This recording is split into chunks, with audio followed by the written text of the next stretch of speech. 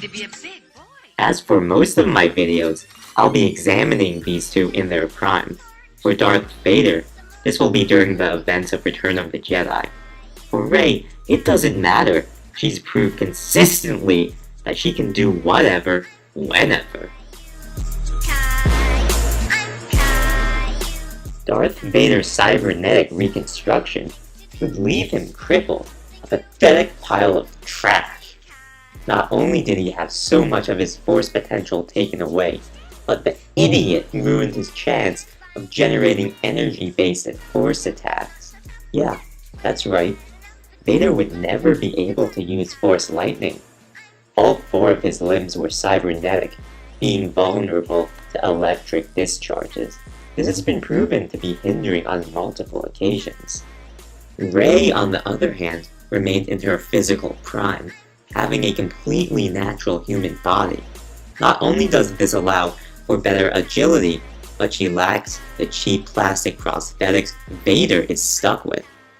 I really don't think I have to say anymore. Rey gets the edge for her physical abilities.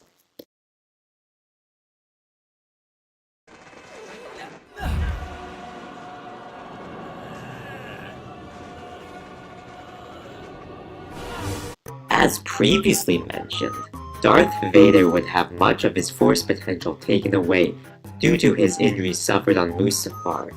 The force requires living tissue to be properly channeled through one's body. Not only did Vader make a stupid-ass decision, but he ended up taking a lava bath after getting his 3 remaining organic limbs cut off. Like I said before, Force Lightning has been his proven weakness. Not only was he unable to generate it through his cybernetics, but he developed a laughable weakness to it. The slightest electrical outbursts would cause him to spaz out worse than Miley fucking Cyrus. Vader is also clearly lacking in his use of telekinesis.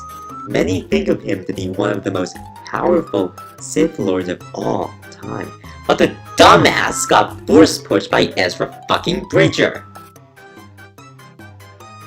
Clearly, Vader has a weak force wall. Let's not forget that Ezra, at that point, had received training under Kanan. Rey, on the other hand, was able to use her Mary Sue status to use a Jedi fucking mind trick. That's some serious Matt Swagger intuition, man!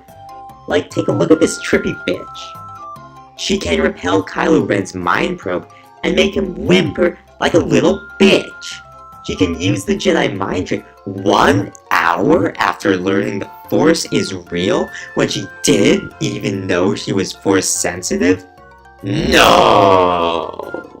She's even managed to pull Anakin's lightsaber out of the snow, asserting her telekinetic control over Kylo Ren's.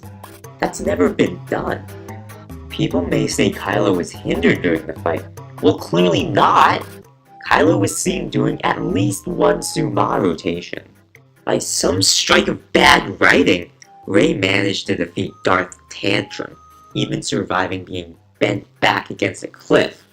Kylo couldn't defeat her even then. By an overwhelmingly comfortable edge, Rey gets the advantage for her Force abilities. In fact, I really don't see why I have to go over the dueling round, but I will.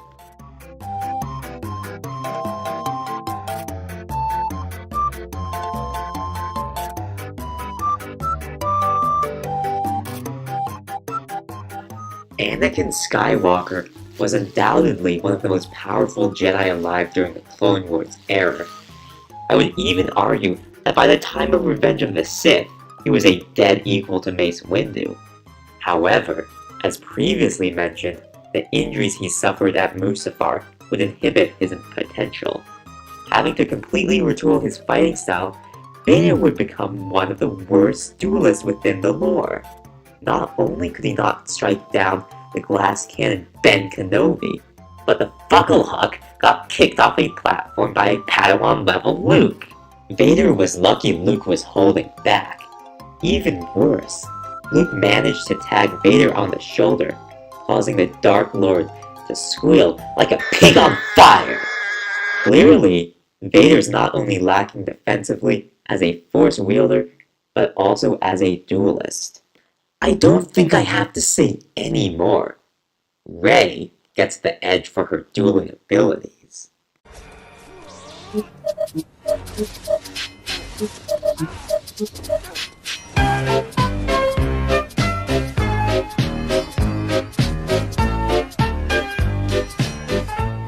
The fight between Darth Vader and Rey would be an almost painfully one-sided curb stomp.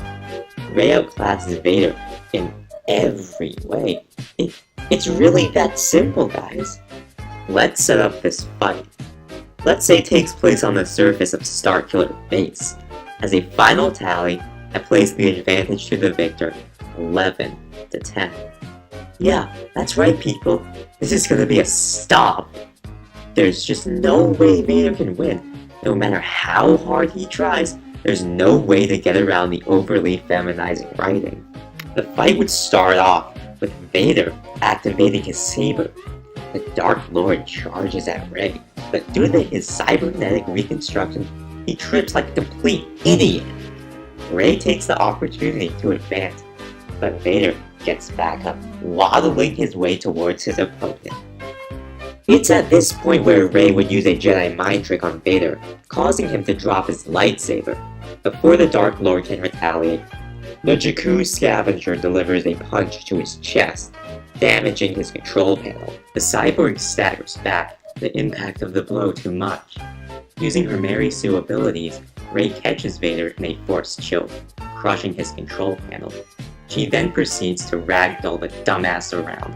Rey would be nice enough not to kill Vader, but the Dark Lord would be left sitting in the snow screaming in pain.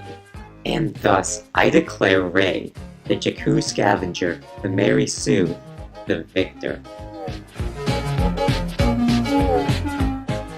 Happy April Fools, motherfuckers! Girls aren't that distracting. This is how it really go down. Vader catches the little shit in a force choke, making her gag uncontrollably. Then he hurls his lightsaber at her, cutting both her arms and legs off. He then ragdolls her around, smacking her into various trees. He then walks over to her dead body, and after using her as a piñata by hanging her up on a tree, he walks over and starts... And thus, I declare Darth Vader, the chosen one of the Force, the victor. As always, this is just my opinion. If you have recommendations for future versus matchups, feel free to leave them in the comments below.